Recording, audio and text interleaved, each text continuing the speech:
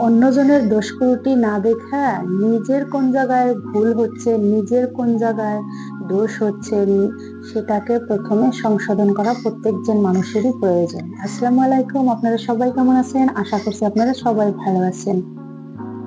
এই পৃথিবীতে কিছু সংখ্যক মানুষ আছে যে তারা নিজের ভালো ছাড়া কারো ভালো দেখতে পারে না। অন্যজনের হাসি, কথা, ব্যবহার কিছুই তার পছন্দ হয় না। সবখানে খালি মানুষের দোষ বাহির করে বেড়ায়। তো এর মধ্যে একটা উদাহরণ আমি বলবো। কে বা একজন বলছিল যে এই পৃথিবীতে আমরা 4জন মানুষ ভালো, তার মধ্যে আমি, আমার স্ত্রী, আমার ভাই আর আমার ভাইয়ের স্ত্রী। তো দেখেন, একজন মানুষ সব সময় যদি মানুষের দোষ দেখে বেড়ায়, তাহলে মানুষের দোষ বাহির করার চেষ্টা করে, তখন কিন্তু সেই মানুষটা একটা সময় নিঃসঙ্গ হয়ে যায়। তার কোনো ভালো আত্মীয় স্বজন থাকে না, তার কোনো মনের ভালো বন্ধু থাকে না। অন্যজনের কোন পরিস্থিতিতে চলতেছে চলতে দেন, নিজের মতো করে নিজে চলার চেষ্টা করেন, মানুষের দোষ বাহির করতে যাবেন না।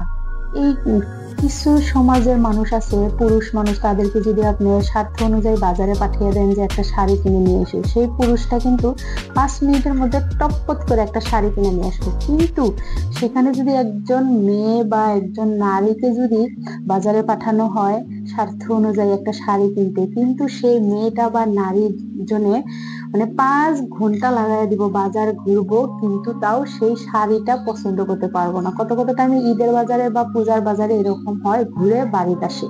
সময়ের কথা সবসময় প্রত্যেকজন মানুষেরই চিন্তা করা প্রয়োজন। তাড়াতাড়ি যে কোনো বস্তু পছন্দ করাটা একজন মানুষের জন্য ভালো।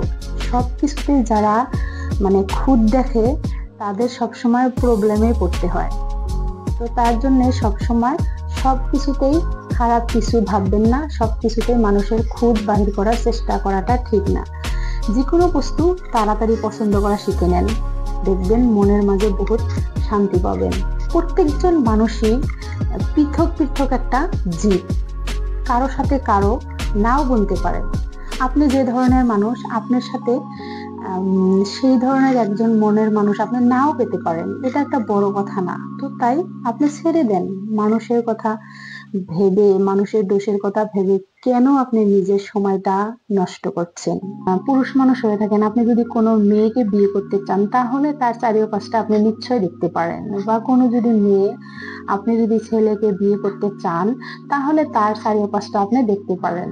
এটাতে কোনো ভুল নাই, যেহেতু তাকে নিয়ে আপনি সারাটা জীবন কাটাইয়া দিতে হবে।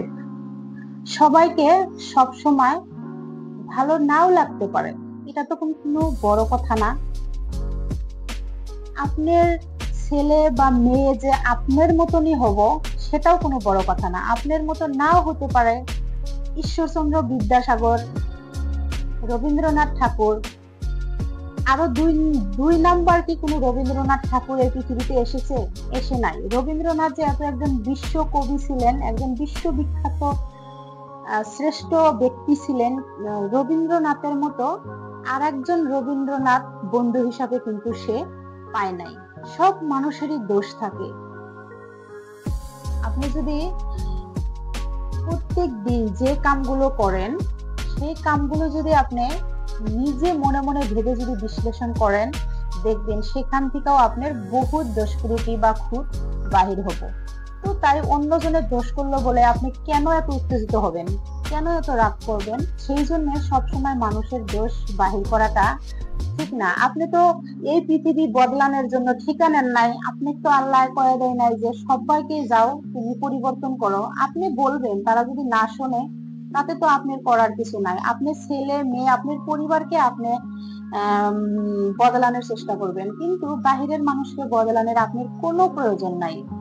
আপনার বহুত বন্ধু আছে, কিন্তু আপনার পিঠ পিছে দেখবেন আপনার খারাপ বলতেছে। যখন আপনার সামনে আসবো, তখন আপনার কথা ভালোই বলবো। তো তাই আপনি পরে জেনে নিলেন যে আমার বিষয় খারাপ বলতেছে, বলতে দেন, তাতে কোনো যায় আসে না।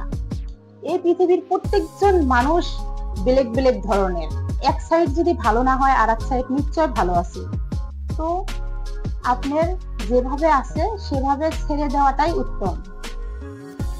সবসময় নিজে সচেতন মনে থাকবেন, থেকে নিজের দোষ ত্রুটিগুলো সংশোধন করার চেষ্টা করবেন। আর প্রত্যেকজন মানুষের দোষ থাকবে, নিজেকে সংশোধন করার প্রয়োজন, নিজেকে পরিবর্তন করার প্রয়োজন, নিজেকে উন্নত করার প্রয়োজন। নিজে কিভাবে ভালো থাকবেন, নিজে কিভাবে সুস্থ থাকবেন, সেই চিন্তা সবসময় করবেন। অন্যজনে কি ভালো করলো, কি খারাপ করলো, কি দোষ আছে সেটা না দেখাটাই বেশি ভালো, তাতে আপনি সুখে থাকতে পারবেন।